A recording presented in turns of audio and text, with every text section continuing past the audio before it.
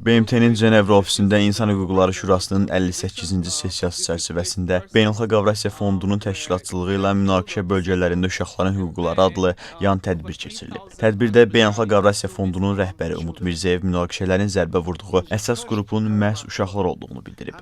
O, Qərbi Azərbaycandan deportasiya və artıq başa çatmış Qarabağ münaqişəsindən təsirlənmiş Azərbaycanlı uşaqların Ermənistan dövləti tərəfindən pozulmuş insan hüquqlarına dair məsələ qaldırıb. Beynəlxalq Avrasiya Mətbuat Fondunun nümayəndəsi Nik Nivolisa münaqişə baş vermiş və hazırda qaynar olan bölgələrdə yaşayan uşaqlar haqqında hesabat təqdim edib. Hesabatda Azərbaycanın mina qurbanlarının statistikası öz əksini tapıb. Təqdimatdan sonra yan tədbirin təşkilatçılarından olan Beynəlxalq Hüquqlar və İnkişaf İnstitutunun İdarə Heyətinin üzvü, Qlobal Ətraf Mühit və Sağlamlıq İnstitutunun icraçı direktoru Nidal Səlim münaqişələrin uşaqların həyatını məhv etdiyini qeyd edib. Qlobal Cənub şəbəkəsinin üzvü və Cenevre Diplomatiya Məktəbinin mentoru Doktor Bileri Mustafa uşaqlarla bağlı mühüm statistika təqdim edib. Xüsusilə Xocalı soyqırımında öldürülmüş uşaqları xatırladıb. Beynəlxalq Əlillər Şurasının rəhbəri Doktor Anna Laçovskayanın və Beynəlxalq Münasibətlər İnstitutunun professoru, araşdırmacı Katlin Prakterin təqdimatlar əsasında hazırladıkları və həmkarları tərəfindən auditoriyaya təqdim edilən məruzələri böyük maraqla qarşılanıb.